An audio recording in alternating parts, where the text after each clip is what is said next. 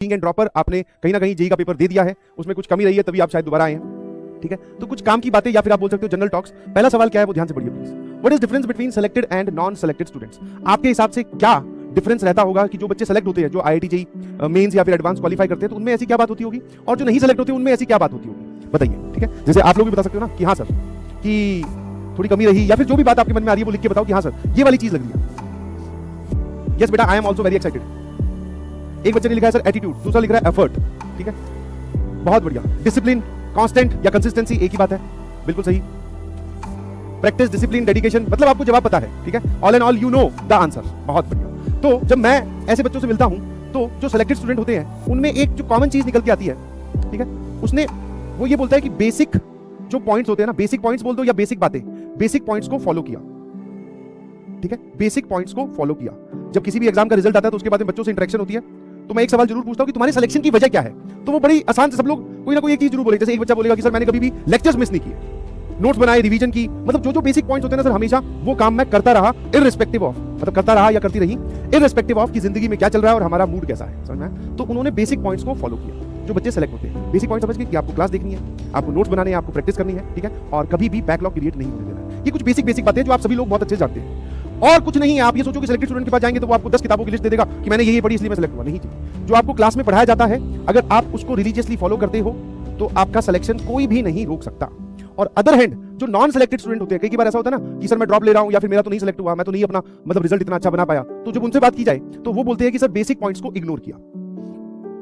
ये क्या बोलेंगे, सर हमने बेसिक पॉइंट्स को क्या कर दिया, इग्नोर कर दिया, हम किसी और ही जोन में थे, ठीक है, बेसिक पॉइंट्स को क्या कर दिया, इग्नोर कर दिया। कुछ लोग बोलेंगे सर जो बिल्कुल ही नॉन सीरियस होंगे, समझ में, मतलब बिल्कुल ही सीरियस नहीं है, वो बोलेंगे कि सर हमने क्लासेस ही नहीं देखी, समझ में आया नहीं समझ में, वो बोलेंगे सर हमने क्लासेस ही नहीं देखी। कोई बोले सर क्लास तो देखी, नोट्स नहीं बनाए, कोई बोले सर क्लास देखी, नोट्स बनाए, बट रिवीजन नहीं की और डीपीपी सॉल्व नहीं की, क्वेश्चन प्रैक्टिस नहीं किया, समझ में। तो this is the difference between selected and non selected student. मैंने बिल्कुल नहीं लिखा है कि ये 10 किताबें करते हैं, इसने एक किताब की, ये 10 जगह से पढ़ता है, इसने एक जगह से पढ़ा, ये कोई डिफरेंस नहीं है, ये आपके मन गढ़ंत डिफरेंस है, ऐसा कुछ नहीं होता। क्या मेरी बात समझ में है ना, समझना। तो इसने अपने टीचर्स को या जो भी बातें बताएगी उनको फॉलो किया और इसने फॉलो नहीं किया। This is the main difference. तो आप समझ गए हैं कि आपको कौन से पार्ट में रहना है। सर हमें सेलेक्ट होना है तो हमें ये वाली चीजें सारी की सारी फॉलो करनी है डेली बेसिस पर, ध्यान रखिएगा। हम ऑनलाइन पढ़ रहे हैं तो ऑनलाइन के अपने एडवांटेजेस बहुत हैं, बट ऑनलाइन का एक डिसएडवांटेज ये है कि बच्चे इसको फॉलो नहीं कर पाते through out the session.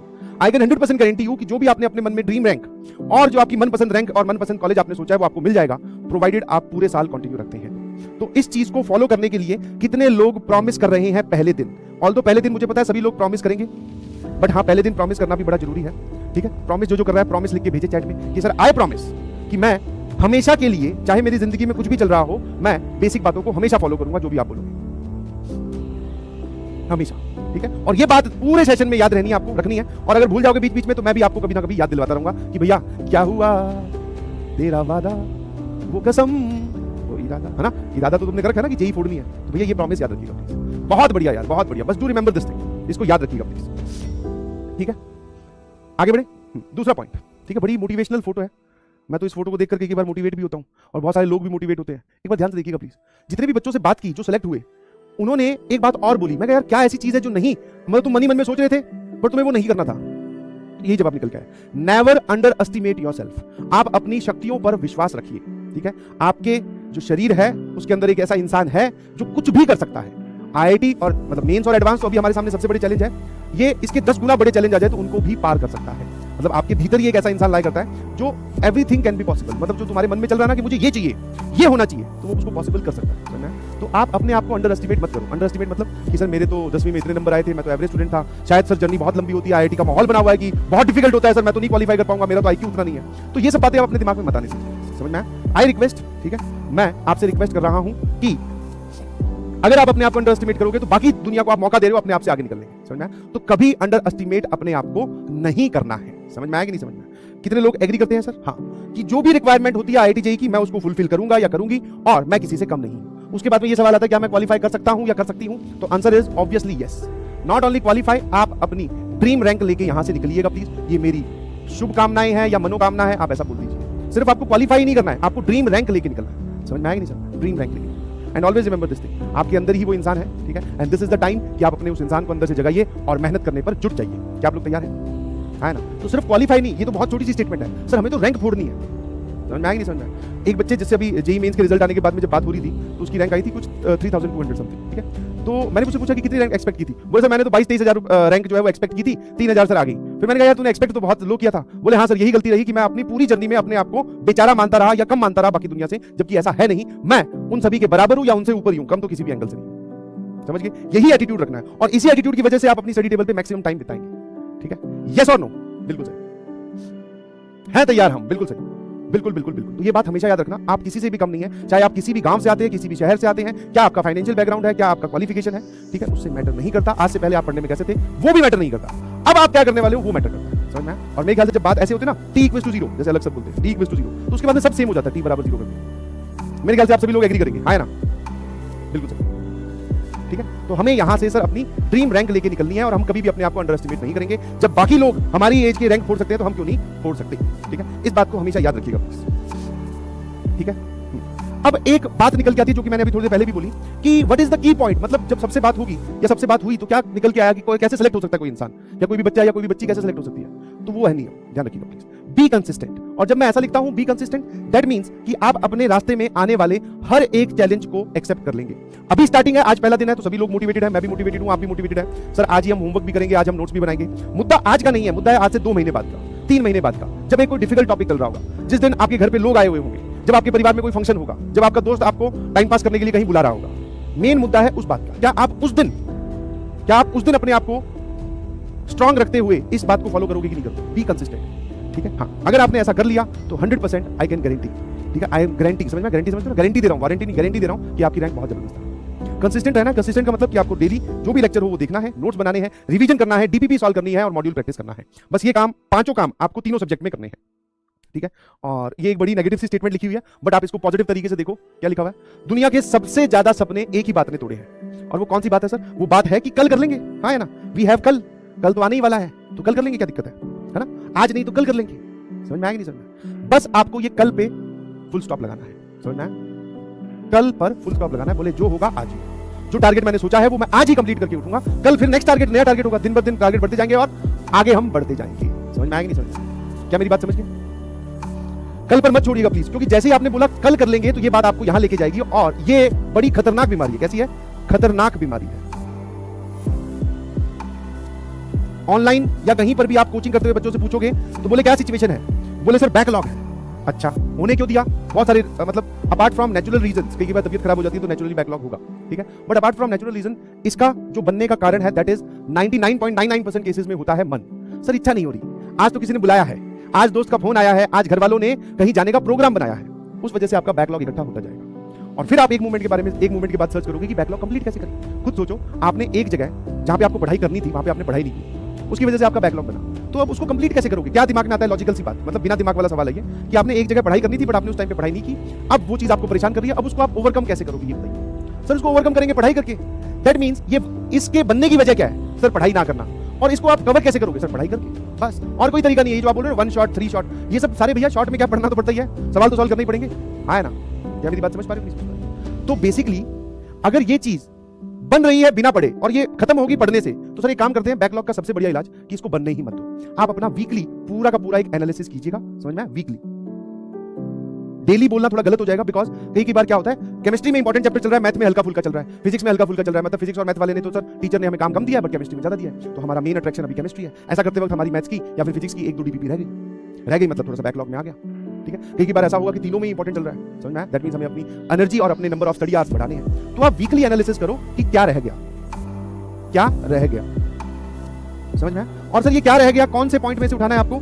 That is, मैं तो हमेशा ही बोलता हूं कि ये वाले, इन 5 में से आपको चेक करना है कि आपका क्या रह गया। ठीक है, हाँ ना? जो रह गया उसको निपटाइए। N स्टैंड्स फॉर नोट्स, ठीक है, C स्टैंड्स फॉर क्लास, किसी की क्लास अटेंड करनी तो नहीं रह गई, किसी के नोट्स तो कंप्लीट करने नहीं रह गए। E stands for everyday. समझ में आया? और जब आप इसको एवरीडे देखोगे, ठीक है, जब आप इसको एवरीडे देखोगे तो आप जो है, C stands for class, N stand for notes, E stand for everyday. जब आप इसको एवरीडे देखोगे तो आपका वीकली भी एनालिसिस एकदम सही आएगा कि हाँ भैया अपना कुछ नहीं रहा, छोटी मोटी कोई चीज रहे तो संडे वाले दिन निपटा दो। ठीक है, R stand for revision. Her class के बाद में आप शाम को अपने नोट्स को देखिए और देख लीजिए सर ने क्या क्या पढ़ाया। आप अगर क्लास ढंग से अटेंड करते हैं तो जब आप वापस रिवाइज कर रहे होंगे तो आप ध्यान से देखेंगे कि मैं आपको पीछे आपके कानों में बोलता हुआ सुनाई, मतलब आज आपने क्लास अटेंड की, शाम को आप इसकी रिवीजन करते हो, तो जैसे जैसे पढ़ रहे होगे मन में, तो तुम्हारे दिमाग में एक पैरेलल इमेज चलती होगी कि हाँ यार सर ने ये बताया था, सर ने ऐसा बोला था, ये एग्जांपल दिया था, ये वाली चीज। दैट मींस आपने क्लास बहुत अच्छे से अटेंड किया, अब आप उसको रिवाइज कर रहे हो। यस और नो? और लास्ट वाला तो भैया सभी लोग बोलते हैं ना समझाते सबको हैं बट फॉलो कोई नहीं करता या बहुत कम करता है। समझ में आया? पता सबको है बट कोई फॉलो नहीं करता। जो भी आपके टेस्ट आएंगे एक भी टेस्ट मत छोड़ना, और अगर आपने एक भी टेस्ट नहीं छोड़ा तो फिर जर्नी खत्म होने पे बाद में बात करेंगे कि हाँ भाई बता अब तेरा क्या इंप्रूवमेंट है। समझ में आया? क्या आप बात समझ गए? ठीक है, तो आपका अगर इनमें से कोई भी पार्ट, इसमें एक डीपीपी और ऐड कर सकते हो, जैसे डीपीपी भी आप चेक कर लीजिए, डीपीपी, नोट्स, क्लास अटेंडेंस, मतलब क्लास कोई रह तो नहीं गई, इनमें से अगर कोई रह गया, और लास्ट में फिर मॉड्यूल, इनमें से अगर कुछ रह जाता है तो आप उसको कब निपटाएंगे? सर इसको हम निपटाएंगे संडे वाले दिन, एक्स्ट्रा टाइम निकालकर आपको इसको कंप्लीट करना ही करना है। क्या मेरी बात से एग्री करते हो? यस और नो? क्या मेरी बात से एग्री करते हो? हाँ ना? अभी बेसिक और फर्स्ट शुरुआत है आपकी, अभी सबका बैकलॉग 0 है, तो मेरी रिक्वेस्ट है बैकलॉग मत करने दीजिए। वीकली आपको एनालिसिस करनी है कि हाँ इस वीक में भैया मैंने क्या पढ़ा, ठीक है? डेली तो करनी है कि हाँ आज वाला सारा कंप्लीट है ना, फिर एक बार पूरे वीक में पीछे मुड़ के देख लो कि हाँ भैया जो काम करवाया था वो सारा हो गया है। यस और नो? नेक्स्ट इज जो चौथा पॉइंट है, दैट इज वेरी इंपॉर्टेंट, जो जनरली बच्चे नहीं करते, that is identify your mistakes. आपको अपनी गलतियां पहचाननी है, ठीक है? समझ में आएगी नहीं समझ? ठीक है, हाँ। आपको क्या करना है, मान लो सर आपसे गलतियां होगी, ऑब्वियसली वी आर ह्यूमंस, ये हमारा मिस्टेक का मैग्नीट्यूड है। शुरू में सर हम इतनी गलतियां कर रहे थे, ठीक है? अब इसको आपको क्या करना है? मिनिमाइज करना है, ठीक है? मिनिमाइज करना है। मैथमेटिकल स्टेटमेंट में बोलूं तो मिनिमाइज करके इसको 0 की तरफ अप्रोच करवाना है, ठीक है? 0 की तरफ अप्रोच करवाना है, मतलब आप इसको 0 करने की कोशिश करो। 100% 0 तो नहीं कर पाओगे, बिकॉज 100% 0 अगर आप कर देते हो दैट मींस आपकी रैंक 1 है, और अगर कर लो तो बहुत अच्छी बात है। बट हाँ, आपको अपनी गलतियां पहचाननी है कि मुझसे क्या गलतियां हो रही है। क्या मुझसे गलतियां पिछले साल हुई थी? समझ में आया? लास्ट ईयर आपने क्या किया, तो पहले से ही एक लिस्ट बना लीजिए, लास्ट ईयर आपने क्या क्या गलतियां की, ठीक है? अब एक कसम खाइए कि इस साल उनको रिपीट नहीं करेंगे, एटलीस्ट वो वाली गलतियां तो रिपीट नहीं करेंगे सर, ठीक है? जो पिछले साल की थी वो वाली गलतियां रिपीट नहीं करेंगे। इस साल हाँ कुछ नई गलतियां होंगी, उनको मिनिमाइज करेंगे, उनको हम सही करेंगे, और ऐसे करने से ही हमारी लर्निंग होगी, ऐसे करने से ही हमारी सब्जेक्ट वाइज ग्रोथ होगी, हमारी रैंक वाइज ग्रोथ होगी, हमारी ओवरऑल ग्रोथ होगी, जब हम अपनी गलतियां पहचानते हैं, ठीक है? तो हमेशा इंट्रोस्पेक्शन चलता रहना चाहिए कि क्या रिक्वायरमेंट है, मैं क्या कर रहा हूं, मैं क्या कर रही हूं, ये हमेशा चलता रहता है। कितने लोगों को बात समझ में आती है? जिसको बात समझ में आती है क्या लिख के भेजना है? SMJ। सर समझ गए, है ना? है ना? SMJ लिख के भेजिएगा प्लीज।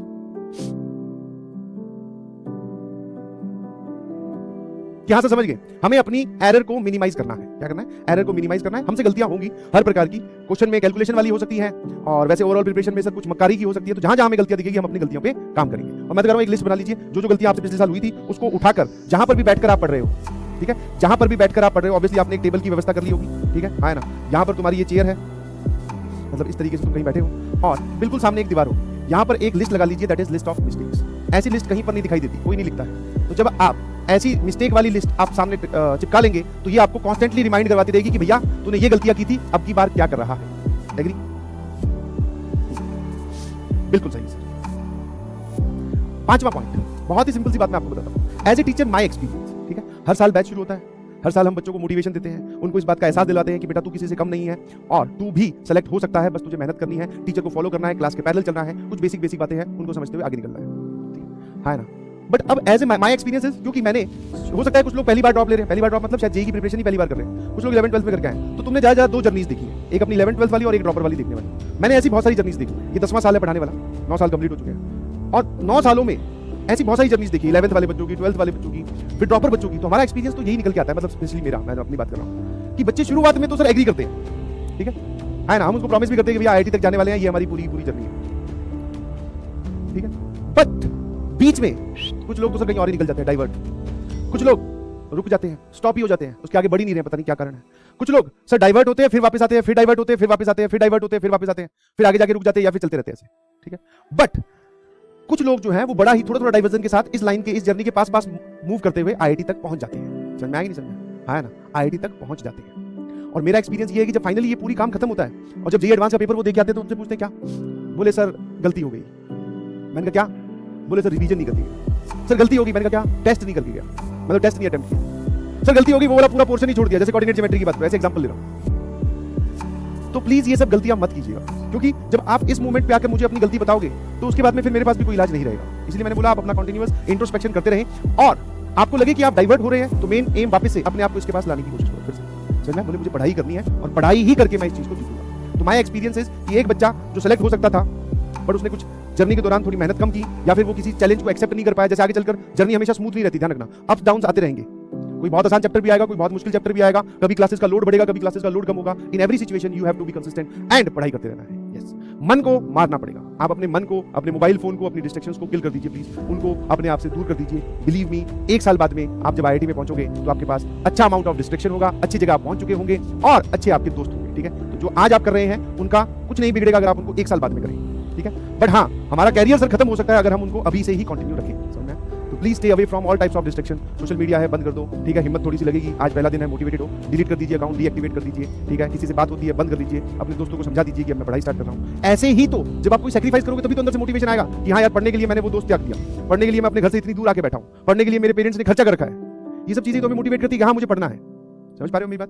तो माय एक्सपीरियंस इज कि अगर आप गलती करोगे और उसको नहीं ध्यान दोगे पूरी जर्नी में और लास्ट में आके बताओगे तो मैं कुछ नहीं कर पाऊंगा, बीच बीच में गलतियां होगी, हमें उनको मिनिमाइज करना है। मैं ये नहीं बोल रहा हूं कि आप एकदम 100% प्योर स्टूडेंट है कि जो मैंने बोल दिया तुम फॉलो ही कर ले जाओगे, नहीं सर, उसको फॉलो करने में तकलीफ होगी, हमें वो तकलीफ झेलनी है। क्या आप लोग तैयार हैं कि yes sir, we are ready to experience any type of problem, any type of situation, सबसे करके गुजर जाएंगे। बिकॉज जो बच्चे सेलेक्ट होते हैं वो आप ही की उम्र के होते हैं कि हाँ सर हम कर लेंगे, है ना।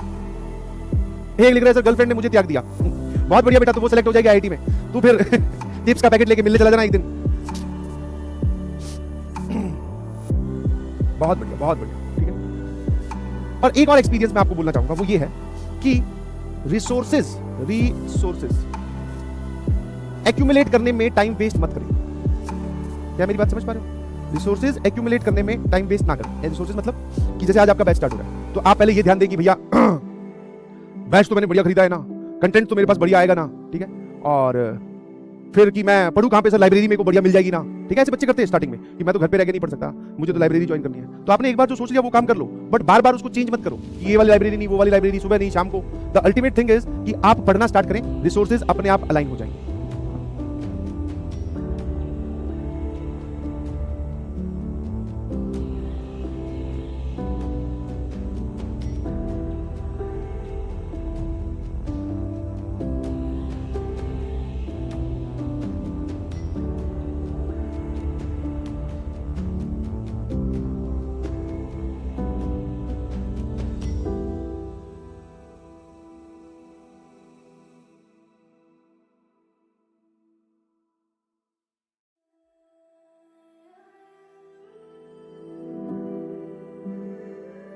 बढ़िया, बहुत बढ़िया। ठीक है, तो मैं एज ए टीचर एक्सपीरियंस बता रहा था कि आप क्या करें, रिसोर्सेज एक्यूमुलेट करने में बहुत सारे लोग अपना टाइम वेस्ट करते हैं कि यहां से पढ़ लूं, वहां से पढ़ लूं, ये चीज वो चीज घूमते रहेंगे। अगर आप ऐसा करोगे तो बेटा आपके पास हो सकता है टीचर्स तो एक से ज्यादा हैं, बट मौके आपके पास एक ही है, ध्यान रखना। समझ में? प्लेटफॉर्म आपके पास एक से ज्यादा हो सकते हैं, बट मौका आपके पास एक ही है। किताबें, कंटेंट, मटेरियल आपके पास एक से ज्यादा है, बट मौका एक ही है। ठीक है, choose wisely, choose precisely and choose only once. एक ही बार चूज करना है, पूरा दिमाग, दिल, जो भी तुम्हें कैलकुलेशन करनी है, जिस भी भैया दीदी की बात माननी है मानो, कोई दिक्कत नहीं। बट उसके बाद में अगर आप उसमें घूमते रहोगे तो घूमते ही रह जाओगे, ध्यान रखिएगा। मौका एक ही है, मार्केट में ऑप्शंस बहुत सारे हैं। ठीक है, तो आई एम नॉट सेइंग कि आप मार्केट के ऑप्शंस मत एक्सप्लोर करो, आई बिलीव आपने एक्सप्लोर कर भी लिए होंगे। ठीक है, फिर यहाँ आए हो तो सोच समझ के आए होंगे। ठीक है, बट अगर आप ये काम पूरे सेशन करते रहोगे तो आप जानते हैं अपना कितना बड़ा नुकसान कर लोगे। ठीक है, क्योंकि मार्केट के रिसोर्सेज तो यही रहने वाले हैं, आपके पास तो एक ही मौका है ना, और वो तुमने सिर्फ विंडो शॉपिंग करने में बर्बाद कर दिया। अब कुछ नहीं। ठीक है, तो प्लीज ध्यान दीजिए, टाइम वेस्ट नहीं करना है, पढ़ना स्टार्ट कीजिए। ठीक है।